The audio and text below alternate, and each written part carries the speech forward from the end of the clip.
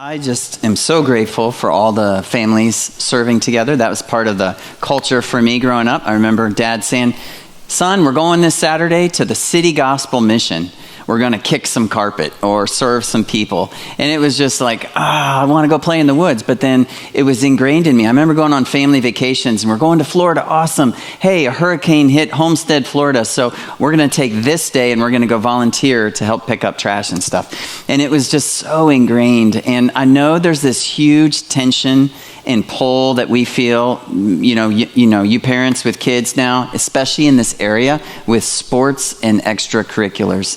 And they can so quickly just dominate your time. And man, I played sports all the way up through college, and I loved it. You learn all kinds of important things about discipline and teamwork. You learn humility, to eat failure at times and, defeat and that kind of thing. But sports can do some things, and there's some things they can't do that serving and servanthood can. And obviously, Jesus had a huge ethic on being servants. And so the challenge is just to figure out that balance and to be a family that creates a culture that emphasizes not orbiting around our kids, but teaching our kids to be servants of the world. And so thank you to everybody who is serving. Thank you to everybody who takes a step into finding your fit and figuring out what that looks like. I want you to do a little thought experiment with me. I want you to imagine the alarm going off at the beginning of your work or school week. So it's Monday morning, let's just say, maybe that's not your work week, but let's just say the alarm goes off and you're coming to your senses, you're trying to figure out what's going on, and there's a voice in your head, and it's the voice of Dolly Parton. And she is singing to you. Working 9 to 5, what a way to make a living, barely getting by, it's all taken and no giving. Or someone else told me after last service, no, it's the voice of Johnny Paycheck. Take this job and shove it. Maybe it's the voice of Loverboy. Everybody's working for the weekend. The idea is just push through the grind to get to the weekend where you can really enjoy life. Maybe it's Huey Lewis and the News. Working for a living in a working. I'm taking what they're giving because I'm... Yeah, so maybe, all right, so let me try and get a little more modern. Shaboozie's bar song. And everybody, along with millions of others, are singing along this 9 to 5 ain't working. And what I did is I just took a little sampling of how work is viewed across generations and genres and decades. And there's a common theme, isn't it? Something is resonating here with human beings, that work can be really hard and can feel meaningless and can feel like drudgery, and it's just something you have to endure. And so I want you to take a minute right now to whoever you're by. Oh, I should mention, if you're a student, whenever you hear me talk about work, I want you to substitute school, because basically school is your job right now at this stage in your life. So when I'm talking about work, you just think school. And then for retirees, homemakers, people who aren't employed in a vocation, I want you to substitute, when I say work, where you spend the bulk of your time in terms of grandparents, shuttling kids, coordinating what you're doing to connect in community, and you're serving with your neighbors or whatever it may be. All right, so I want you to turn to your neighbor right now, and you're going to either go like this, go like this. You could actually do double thumbs up, double thumbs down, or kind of in the middle. When I say the word work, what is your reaction? Give them a thumbs up, thumbs down. What do you think?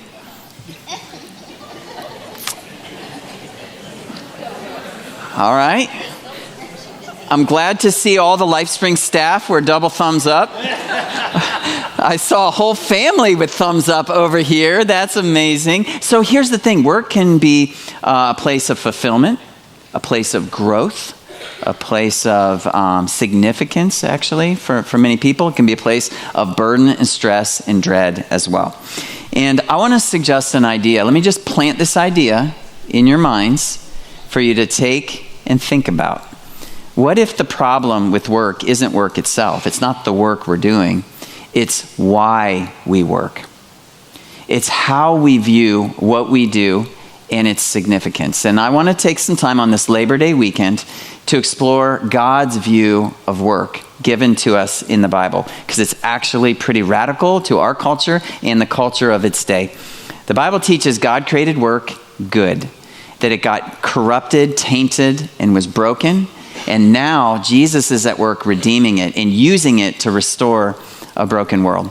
And so that's the idea we're going to focus on. It is Labor Day weekend, and I don't know if you know the history of Labor Day, but now the holiday is designed to honor the contributions of American workers in all different vocations and trades, and how it contributes to the society that we live in. And for all of its faults and weaknesses, problems and challenges and brokenness, we're really grateful to live in an American society. If you know anything about history or the global situation, I hope that your heart is welling up with gratitude to be able not only to receive that, but to contribute to it.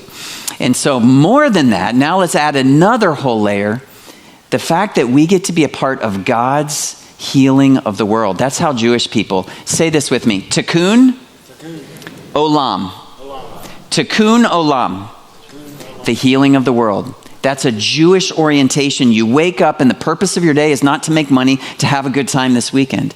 The purpose of today is to wake up and contribute to the healing of the world. The way we say it here at LifeSpring is joining God in restoring a broken world. And so creating human flourishing. You see, what we're going to talk about is not just that God wants us to do work to Him, unto Him, to glorify Him, to love Him as worship unto Him, but in addition, it's our contribution to human flourishing, cultivating a world that is good and right.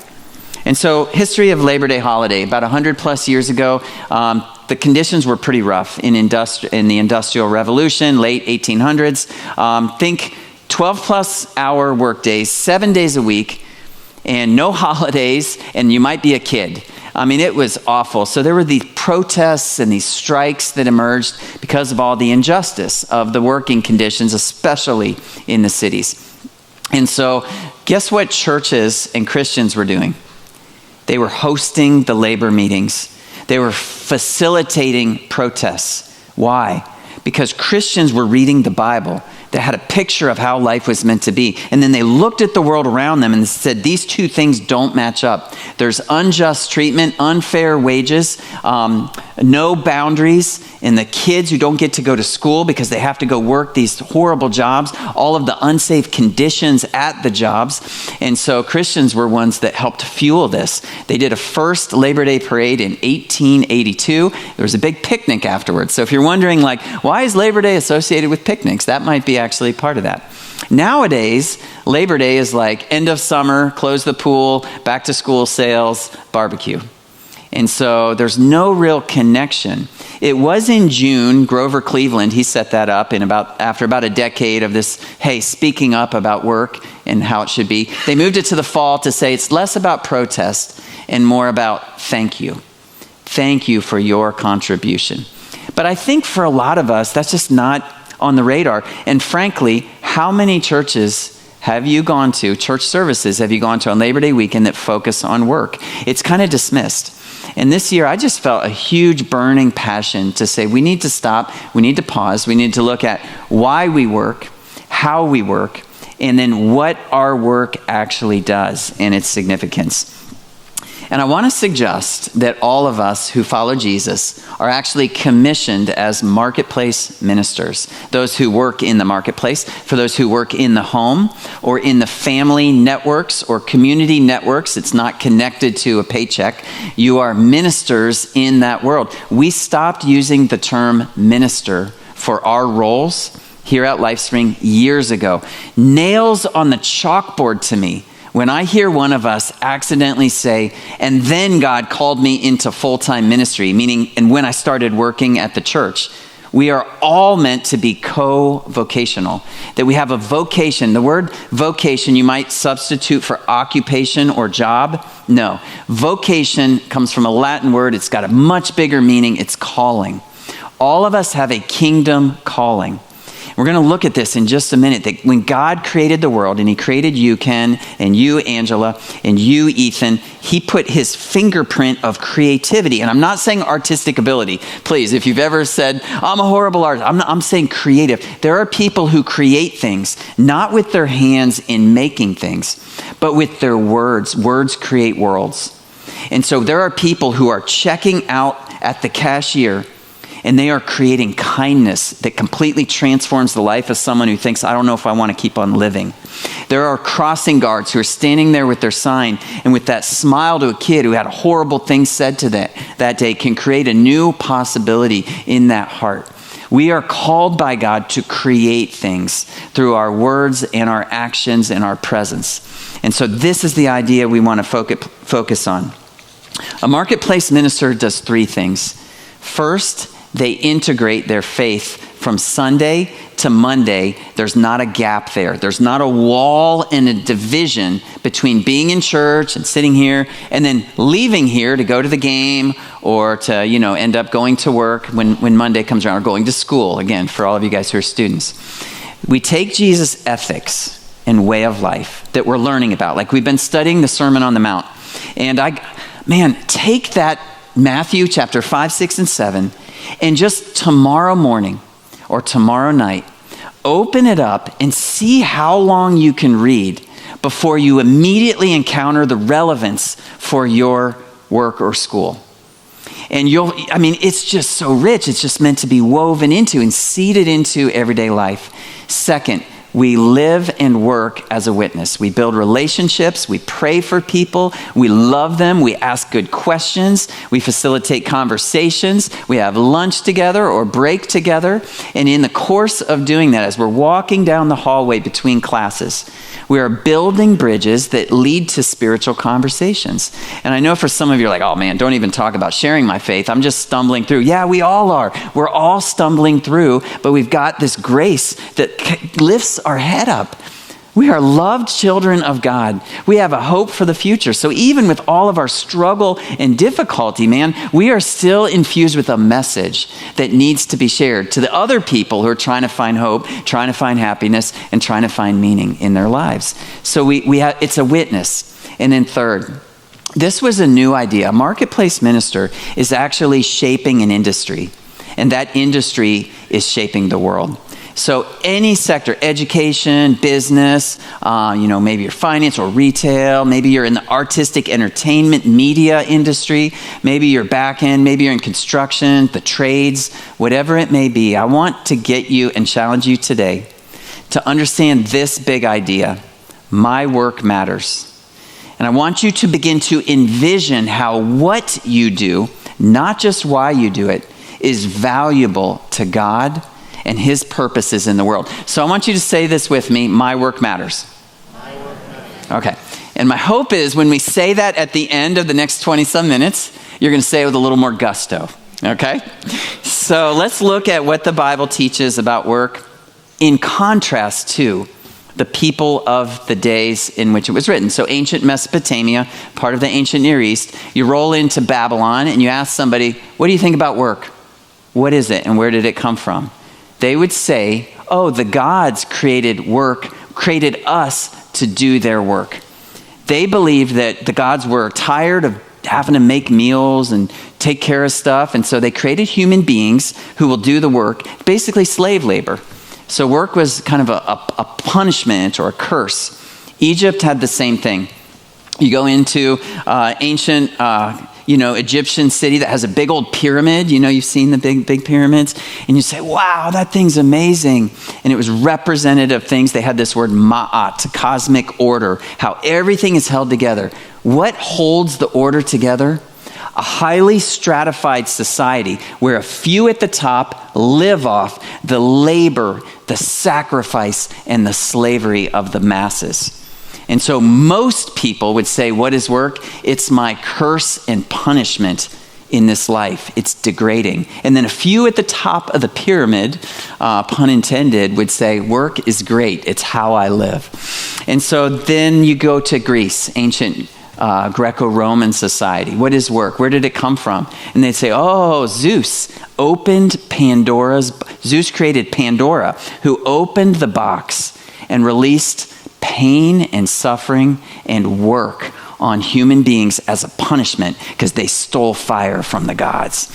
And so once again, all three of those ancient societies of the Fertile Crescent believed work was a bad thing. And actually, you take their view of work and stack it alongside the songs that I just, mentioned, they're actually pretty aligned. And in stark contrast to that, you get the Bible's view of work, that God created work before the fall. It wasn't that there was like this golden age, utopian, no work, leisure, and then it broke.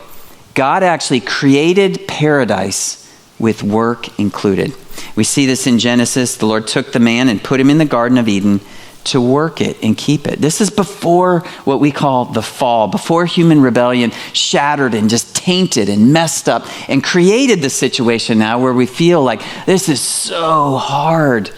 It wasn't hard. Yes, there was sweat, but it was a good sweat. And here's the curse, how it came to man. You listened to your wife, you ate the fruit. I told you, I warned you. It's like you hear the heart of God saying, oh, if only you would have listened to me. And so the ground will be under a curse because of what you did. As long as you live, you will have to struggle to grow enough food. And don't we relate to that? The struggle of work. Your food will be plants, but the ground will produce thorns and thistles. There's reward in our work, but at a cost, and sometimes blood, puncturing our skin, just our hearts through the difficulties. And it says you'll sweat all your life to earn a living. Over time, human beings in societal structures created injustice and exploitation. Took it to another level. Not only is it hard to work, but work now becomes a place of horrible injustice. And the Bible speaks up about that too, because God hates that. And that's what motivated those Christians 100+ years ago to speak up about it. James chapter 5, verse 4 talks about God hearing the cries of workers who are being abused. Here's the good news. God wants to redeem work, every part of it. And he wants to start by changing the way we view work and how we do what we do. And so I want you to ask the question, or think about the question really. Why do I work? Why do I go to school? Because I have to? Because it's the only way to make a little money, to have a good time? Or maybe a little more noble, to provide for my family. That's good. Is that it? Oh, please tell me that's not it. Is it just to provide for your family? That is just here when God has this vision of work that is so much bigger and so much better. Let me show you a couple verses that illustrate that. Philippians 2, 3-4. Do nothing out of selfish ambition or vain conceit. So do not climb that corporate ladder. Do not chase that success and that recognition of your accomplishments through your work. Rather, in humility, value others above yourself. It's painting this picture that work is a way that I love and contribute to other people's flourishing. Colossians says, whatever you do, whatever. Student in school, grandparent helping with the kids and the grandkids, volunteer, serving with your fit, employee or employer, student, etc. Work at it with all your heart, as working for the Lord, not for human masters. It's the Lord Christ you're serving. You thought it was your boss that you're trying to hit those marks for, or the teacher to get those grades for, or the parent who will give you the accolade. No. This is a complete reshaping. We're doing it for the Lord. Our work is worship to him. Do you realize how much of a difference this will make? I mean, every job has things that you love and hate. And if you had to take your job and say, what's on the love it list and what things do I do on the hate it list? One of the things we talk about with our staff is there's probably always going to be stuff on the hate it list. The danger is when your hate it list gets longer than your love it list, right? There's a tipping point there that we have to say, well, what do we need to do about that? Let's take your coworker in the office who continues to bring in fish and reheat it in the microwave and send that smell through the whole office. Or what about teachers and daycare, childcare providers, dodging another sneeze missile coming at you with the germs? or those who are working a double shift and it's one more bedpan.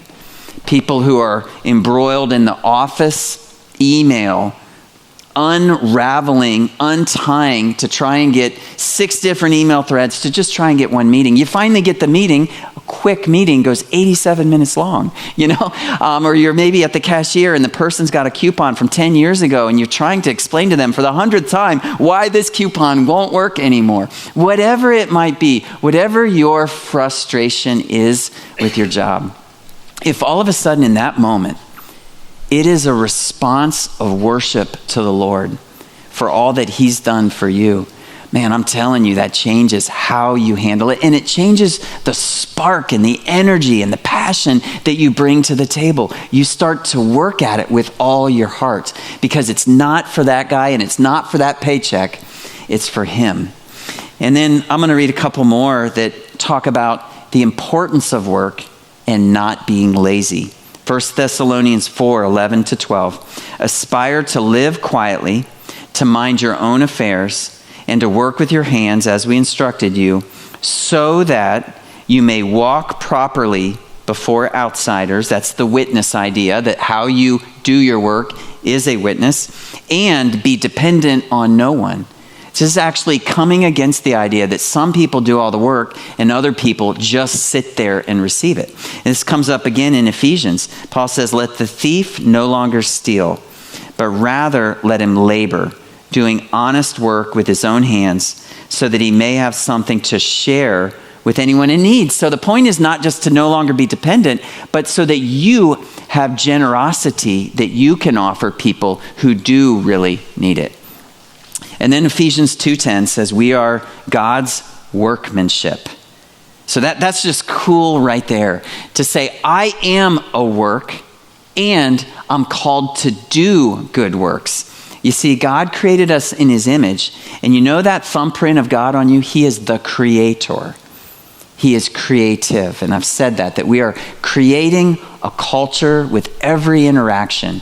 Every person we meet, the ideas, the flow, the stream of how we could do things different, how we could improve things, how we could create greater integrity to the organization maybe that we're a part of.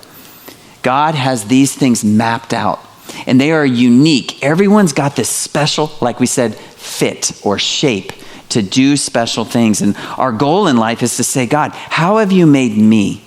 How then can I offer that back to you for great good in the world? So we have a creative calling, and this is a purpose far beyond a paycheck.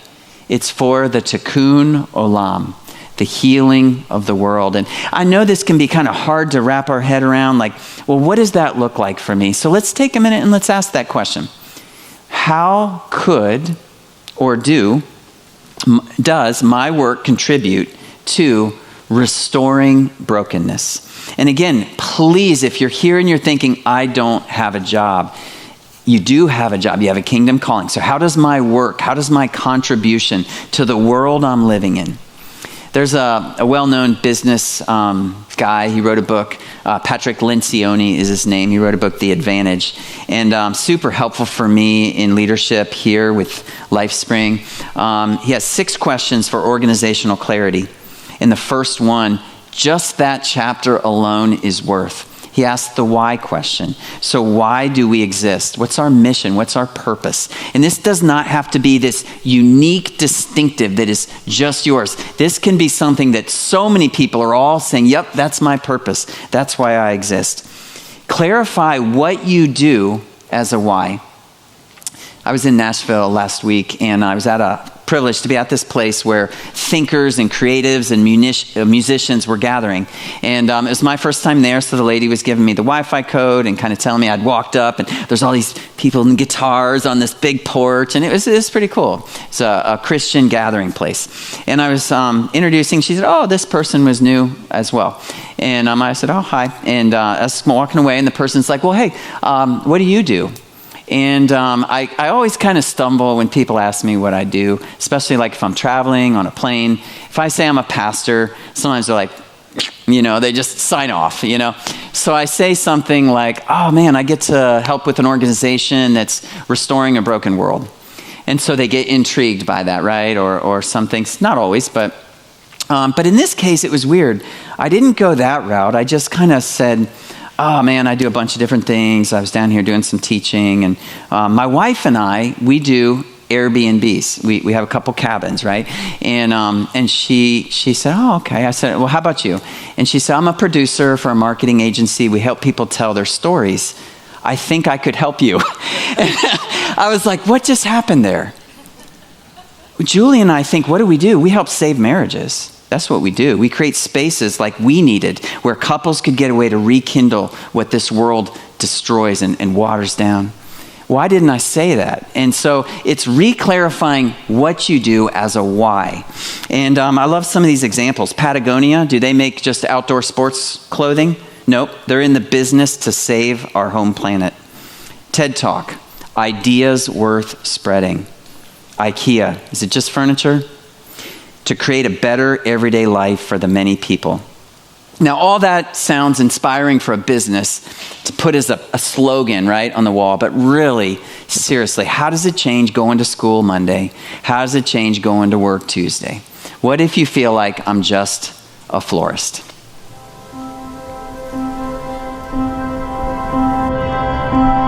I'm just a florist.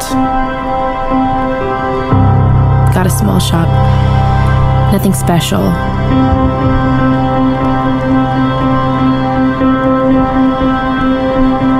Silly way to spend your life, I guess, fussing with a bunch of flowers.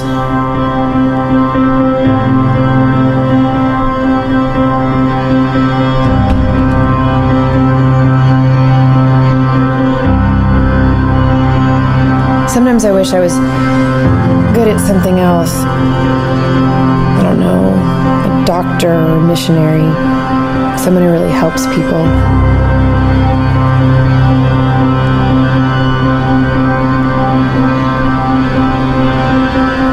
But I do love flowers. Always had a knack for it. So I do my best to make them beautiful for people. But I know flowers can't change the world. I know I don't make much of a difference. I'm just a florist.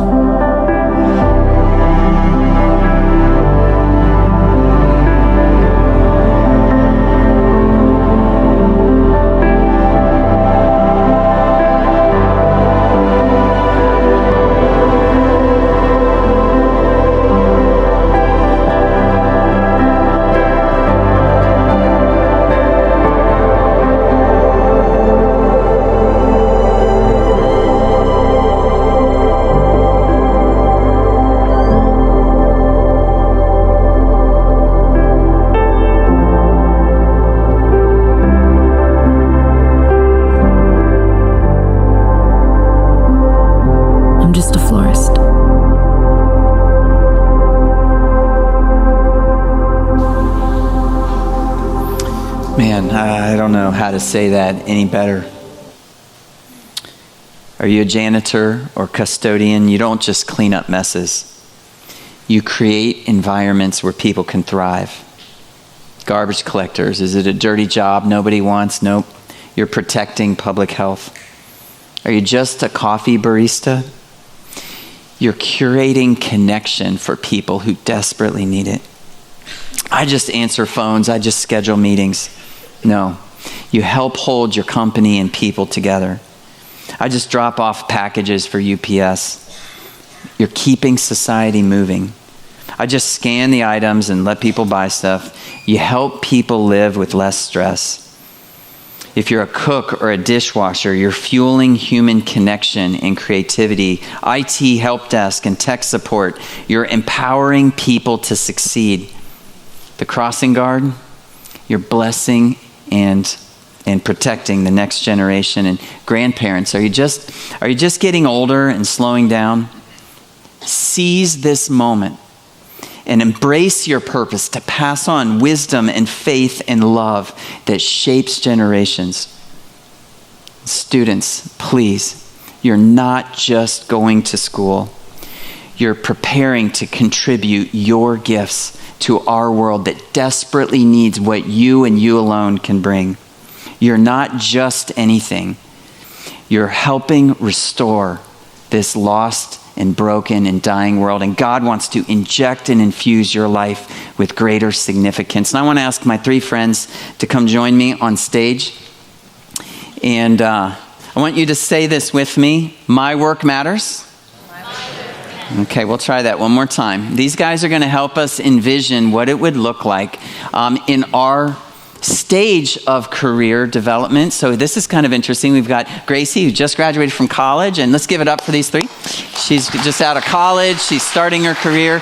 Jody's had a successful career and in a transition point mid-career, I guess you could say, and obviously been a mom, and that's been a huge part of her calling. And Ken is post-retirement, but no longer working. He's got a purposeful retirement. So I want to ask each of you guys if you would just share something about how the idea of your faith in God connects with purpose in work. Would you start, Jody? Yeah, so I've really worked a lot in the corporate environment. That's been the majority of my career. And I would say, how he said, climbing the corporate ladder, that is really what I was focused on.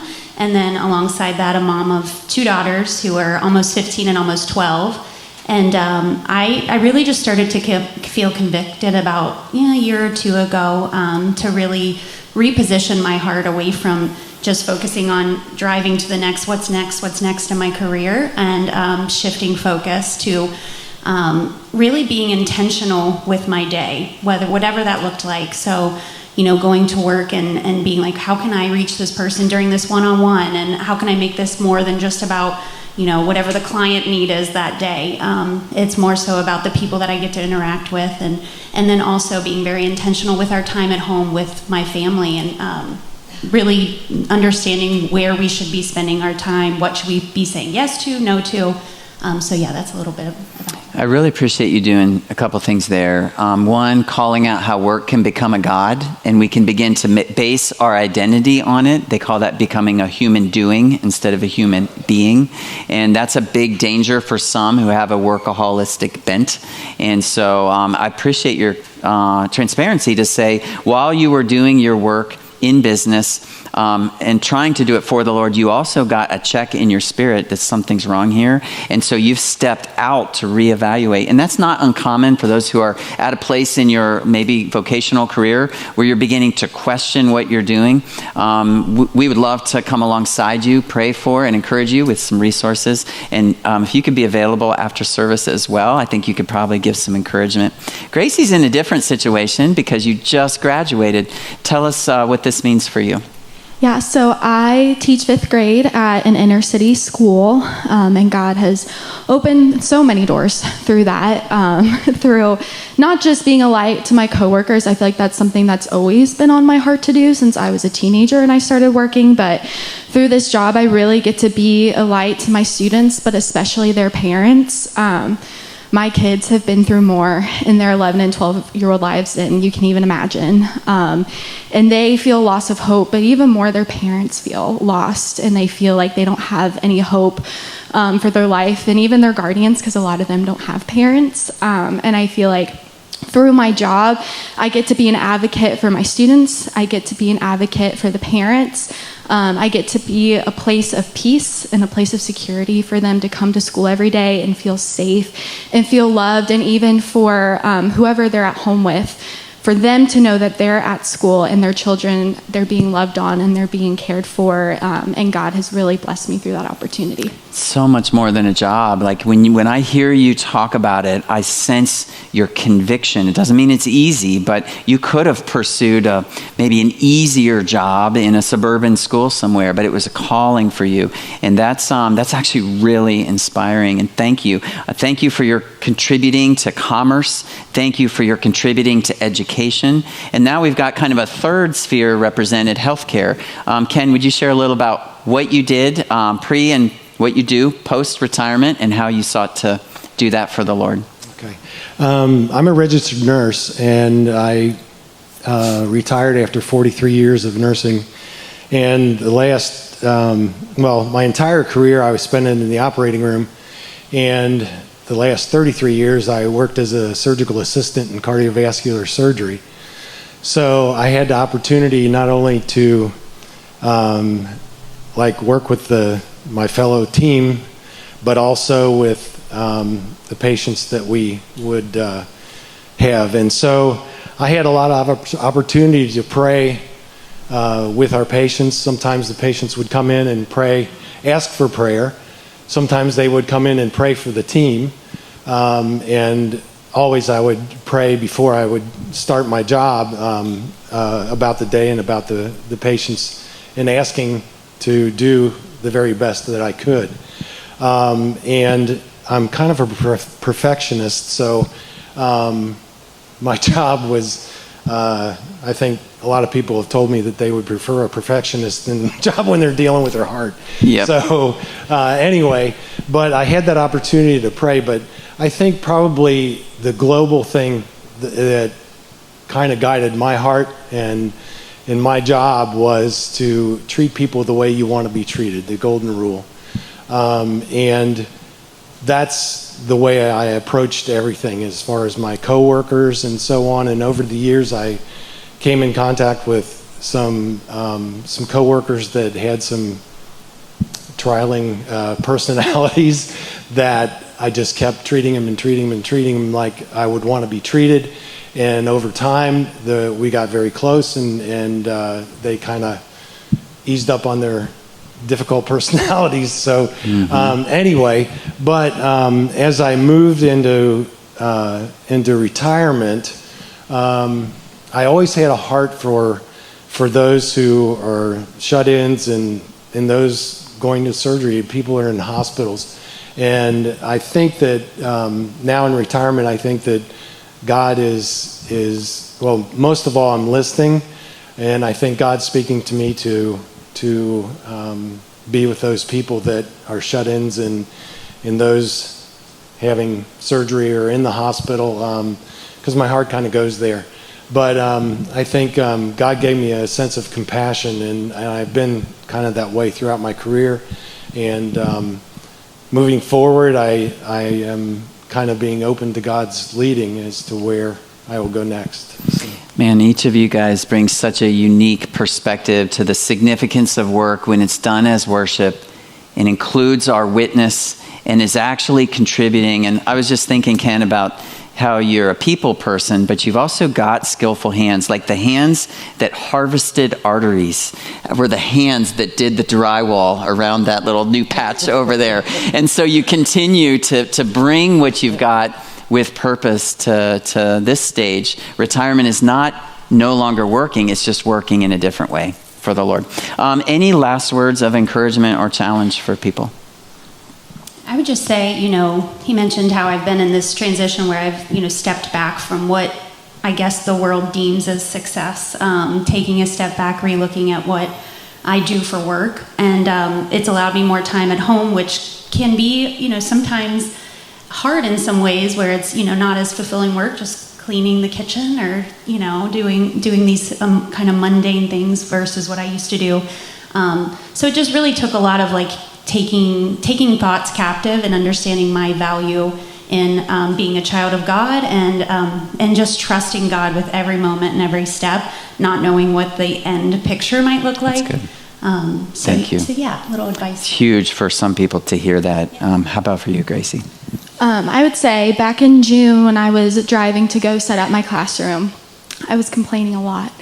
And very vividly, I heard God tell me that it's not about my comfort, it's about His glory. And that was probably the most vivid I've ever heard God before. And it's so true because in many things in life, we want to be comfortable, especially in America. I feel like we have a lot of comfort around us. You can have a job that's 10 minutes from your house. You can go in, do your job, go home. But at least with me, it was way outside of my comfort zone. I was driving so far, and I have to remind myself of that every day. Every day last week I went home, I'm like, what am I doing? And God's like, it's not about you. It's not about your comfort. It's about me and how you're glorifying me. And I feel like that can apply to a lot of people. Thank you for that. Yeah, and I think I kind of touched upon it. If you treat people the way you want to be treated, it kind of covers a lot of things. And I find that that is what was always on my heart, I think. And the more you do that, the more things go well in your life. So thank you, guys. Let's give it up for these guys. Let's have the band come on up. And why don't you guys stand to your feet? We're going to try one more time with this big idea, envisioning the significance of our work. Do you want to share that out loud with me? Big idea is? Work matters. Lord, would you just take us into a deeper awareness of the significance of our work? Would you open our hearts, open our minds to what it looks like to work as worship, to serve you and let you be the one and your approvals, because you see the heart. You see the heart, not just the outward stuff. We want it to be pleasing in your sight. May you inject in us a fresh motivation, a new creativity and commitment, that the way we do our work and how we treat people would open up doors of opportunity, would create a witness, and that it would be beautiful for the spreading of your great name and your purposes in the world. And may the way we do our work, in the way we interact with people, shape our companies, for those of us who work in organizations and businesses, and may those companies shape an industry, and may those industries shape the world to be more like you wanted. Heal the world, restore it, Lord, through our work offered to you. Amen.